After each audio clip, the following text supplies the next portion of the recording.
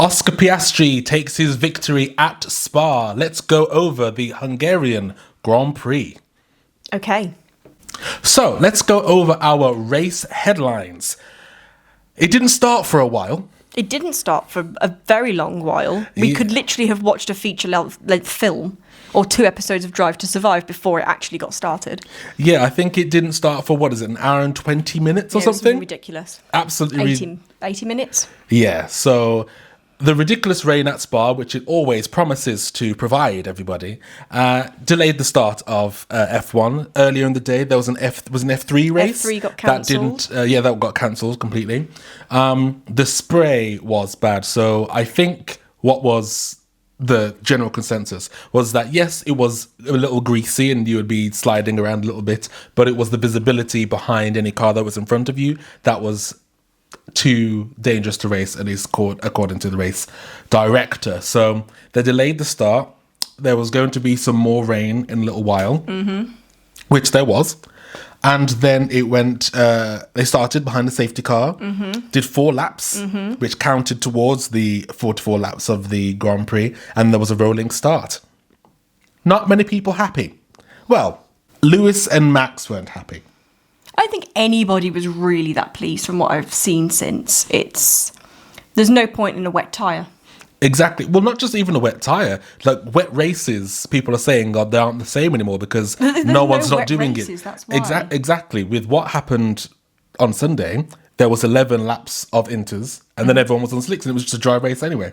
So it wasn't what they wanted. I know that in Lewis going from the pit lane, not only did they give him a new power unit, but they gave him a bigger wing, so he could have a bit more downforce. Same for Carlos. Carlos did the same thing. Max had been set up the day before for the same thing. 100%. So those people were not very happy that it wasn't a completely wet race. Or else, as we saw from those first 11 laps, Lewis was doing his thing.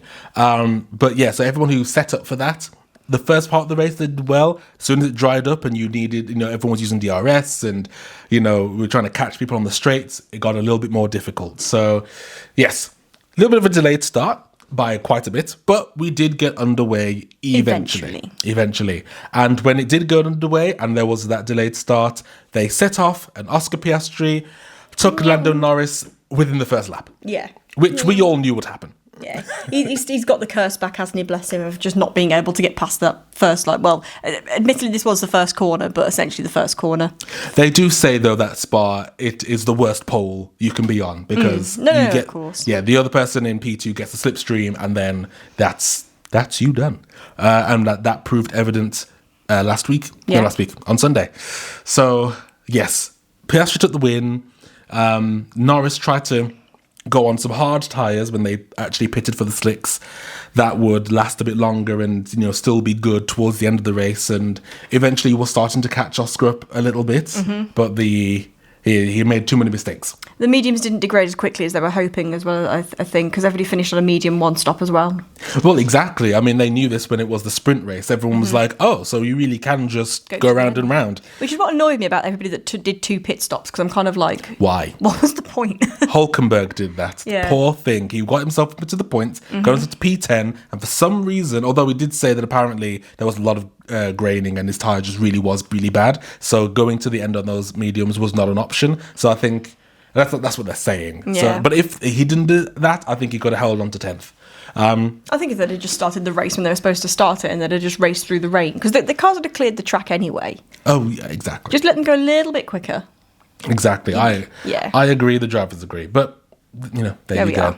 So yeah, Piastri took the win, and Lewis started from the pit lane, which was essentially P18. Well, nobody started from the pit lane in the end. Well, no, because it was just a rolling start anyway. So it was pointless. But yes, it turned into basically P18, and he charged the late braking that he was doing, just really doing Lewis magic.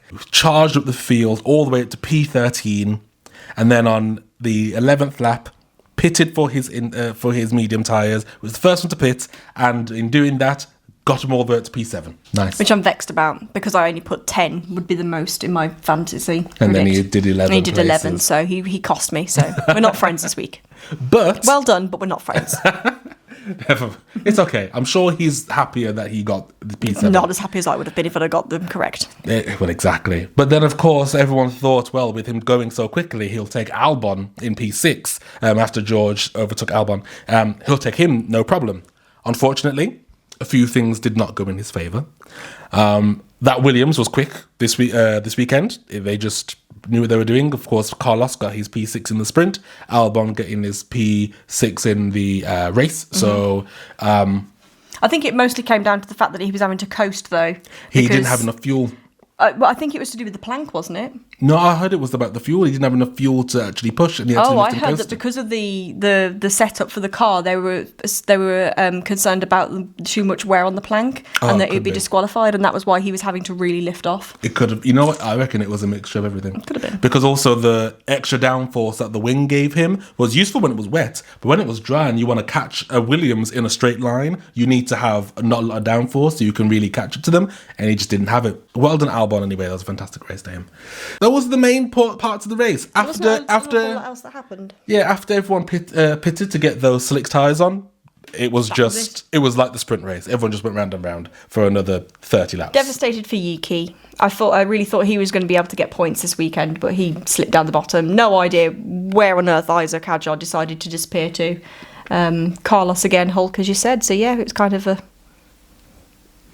switcheroo. Unfortunately. So those are some of the low points of the race, those four drivers. But you know, there's always Budapest. There's always Budapest. So we'll see what happens with them. Mm-hmm. Our outrage of the week. Our outrage of the week. So it's really divided the fans. You know what? Some people loved it. Others of us thought our TVs were broken. We didn't know what was going on with the volume, something was going on with the beginning, we didn't know what was happening. Now, a few days ago, or a few days previous to the race, I'd seen on YouTube that a fan had done an edit of the F1 kind of intro, but instead of the F1 theme, they put in the theme that Hans Zimmer did for the F1 movie. And everyone was like, oh, that's cute. Okay. It seems that the admin at F1 saw the same thing. But we'd already got it on YouTube and I actively chose not to watch it. Well, you may have, but not everybody saw it on YouTube. And it looks like they wanted to make sure everyone saw it. So when the intro came on with all the drivers and everything, everyone was wondering, that sounds a little different. Not the... Which is the bit I look forward to all weekend, by the way. You do love that part. It's the bit where I decide that I'm just going to quickly run off and grab my snacks. Indeed. And then the second I hear that first note, I'm zooming back into the living room. Yeah. So the fact that didn't happen this weekend, I was devastated. I didn't know what to do. I think I'm very much being over dramatic, but don't do it again. A lot of people were as outraged as you were. It's a fantastic theme tune. It is a fantastic theme tune, and it is exactly what F1 is, and them choosing a different... If we're going to mix up the theme, why don't we bring it back from like 2007, where we used to have the half-naked models draped across the cars and like a random eagle? I think there's a reason as to why. Well, there's a reason as to why it's not this as well. I mean... This isn't Star Wars. This is real life. What's that Star Wars got to do with anything? Does Hans Zimmer not do Star Wars? That's John Williams. Same thing. It must certainly stop the same thing. Tarzan, all them. Harry Potter. It's not a film podcast, so don't put film titles over the F1 theme. Fair. Oh, because of the podcast. So because of the podcast Point being made. F1, No, it can't have anything to do with films. Yeah. We're going with that. Unless it's Fast and Furious. What's the theme to? It's just random Latino songs. Exactly. Put one of those on. To be fair, that'd be really cool. I'm gonna edit that and hopefully admin will see those. We'll see what happens. Yeah. Speaking of random admin stuff, by the way, did you see that on Twitter someone had done the fan thing where, you know, when F1 do their post on social media, it says breaking and it has the Lewis Hamilton one, and he was like, I was frightened for a second. Oh, was that real? I thought somebody had made that. I checked myself. Right. My thing is with that is either Lewis was genuinely concerned that he was being sacked, or Lewis has yet to announce something and thought that it had been leaked early. Ooh, I like that. That's interesting. What would they leak? Okay, no. We need to... That he's signing for Cadillac. That would be stupid. He can't be doing much worse than he is now. He's not doing terribly. Ferrari aren't doing brilliant. They're P2 in the championships. Yeah, because everybody else is doing even worse. It's true. It's not true. going well for anyone. It's true. It's very true. So in an effort to make us unique and entertaining, we have decided to introduce a segment called the Pit Stop Challenge. I think. We may have changed the name just because I can't remember what it's called. Where basically we're going to take the longest pit stop of the weekend. That's the time that they were actively stopped, not entering and exiting the pit lane. The time that they were actively stopped to see what we can do in a time of a similar length that can put these long pit stops to shame. So that could be anything. We've got a random list that we have selected, which we will pick at the end of this episode for next week's challenge to see how many of those or however long we can do in that amount of time. So the longest pit stop this weekend was Verstappen, which was 4.69 seconds. So in the efforts of having actually not prepared very well this weekend, we're going to do something that doesn't require much preparation. And in our 4.69 seconds that we have, we are going to try and draw Spa from memory. The circuit? The entire circuit. I want the people, the trees, the pit stops, the pit lanes, the helicopter that does the aerial shots, everything. I don't know how much you think I'm going to be able to do in 4.69 seconds, but we're going to see. We're going to find out. Okay, so we've got our whiteboards. Indeed. I've got the timer up and ready. I've screen recorded it so that we can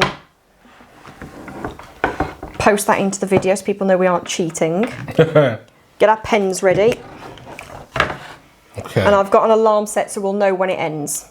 And my volume is turned up so we'll know. All right. Right. Are you ready? Mm-hmm. 3, 2, 1. Button is pressed.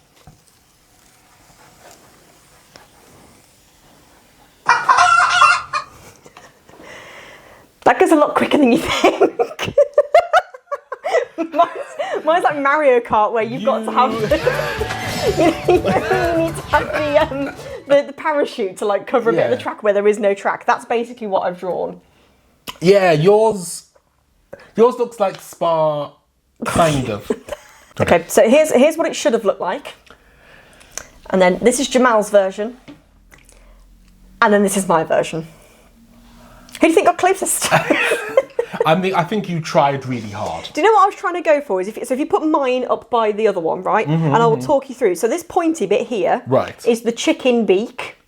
Of course. And then the bit here that looks like, that sort of goes around to the bit that's then unfinished is the handle of a gun. And that's kind of what I was like reminding myself in the head. It's like if you've got a gun with a handle of a chicken, with the front bit of a chicken's face. Yeah. And that's what I was going for. You've kind of done a water pistol. Yeah, I was trying to go for like if we simplified Spa a little bit and we just made it just a few corners, that's what you'd get. And so that's what I drew. And I'm not totally unhappy with my drawing. I think it's not too bad. No, I finished. I think you can. Well, it's connected. That's the main part. It's an actual circuit. It goes all the way around. You know, going into primary school science, your electrical circuit would not make the light bulb go up. Well, the good thing is we're not trying to make the light bulb go up. We're just trying to have a race. Is it a circuit or not? Who did better in the 4.69 seconds? And we've proved that there are many things that you can do in the time it took Red Bull to complete a pit stop. Yes. One of which is a drawing. Yes, I drew the entire of the 7 kilometres of Spa circuit. That's a long way to draw.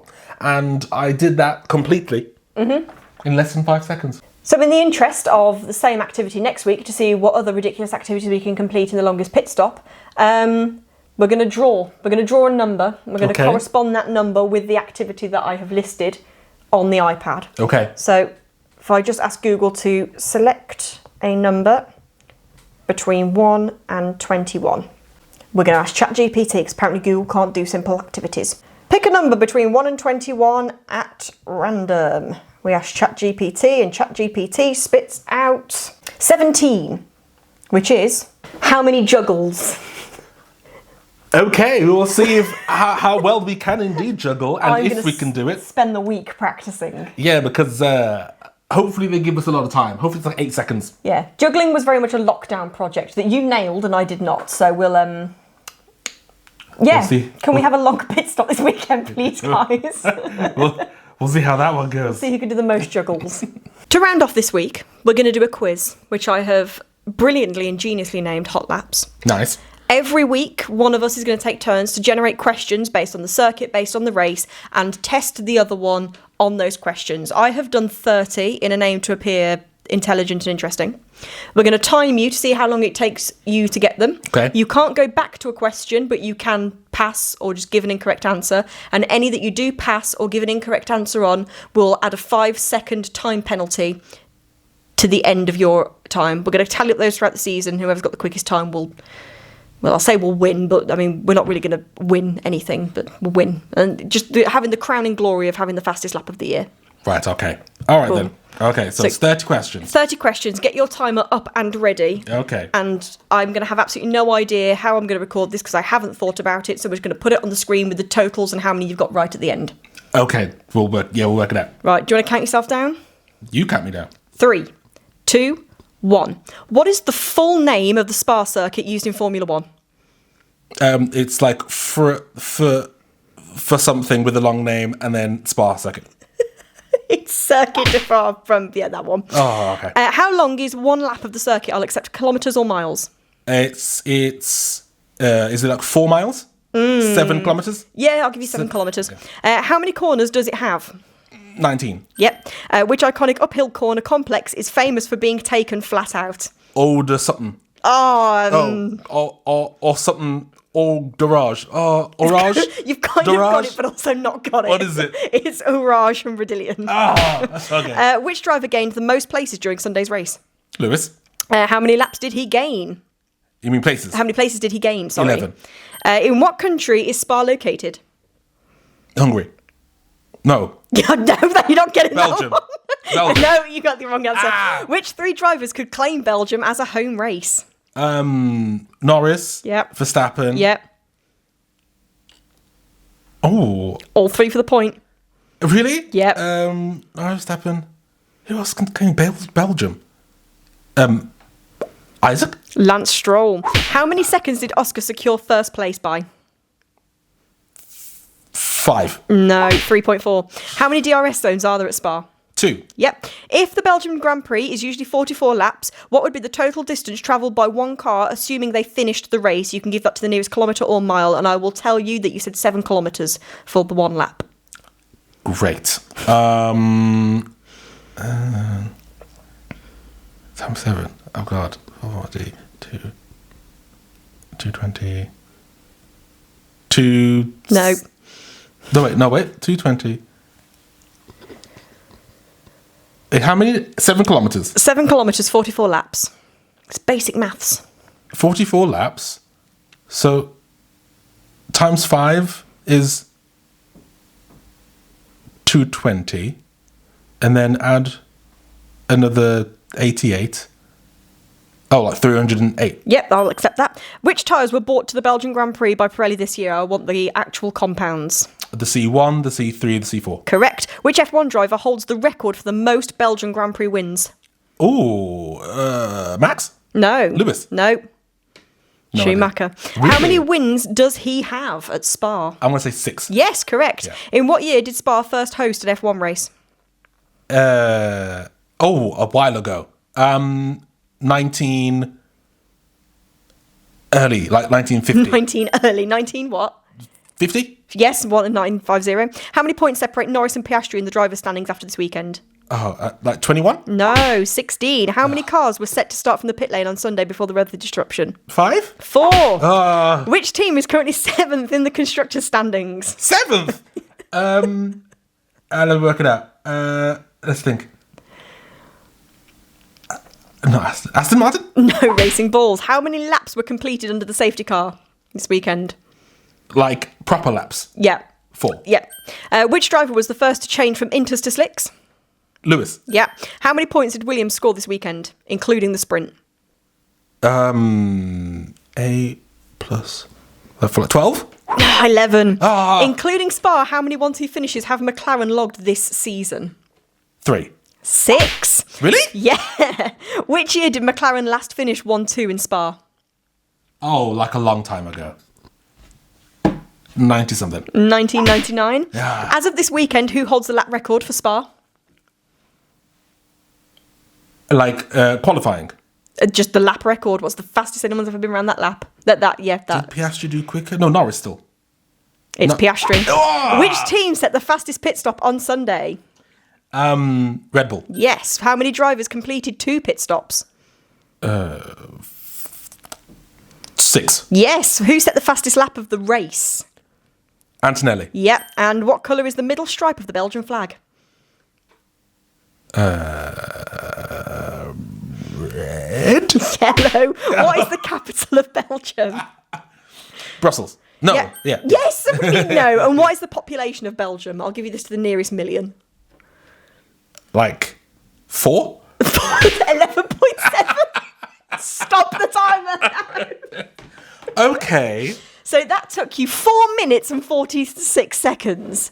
And I don't even know how many we've got to add on for incorrect answers. So that was abysmal. That is quite slow.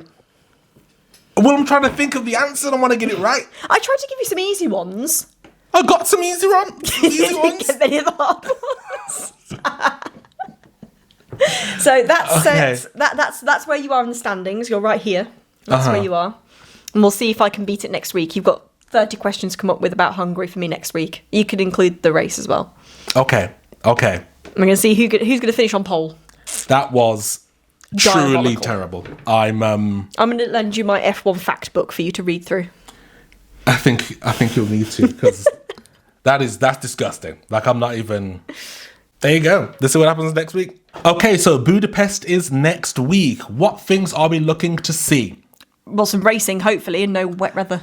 Let's actually just get through a race. Like, let's go. Yeah. I'd also like, can we have some strategies, please?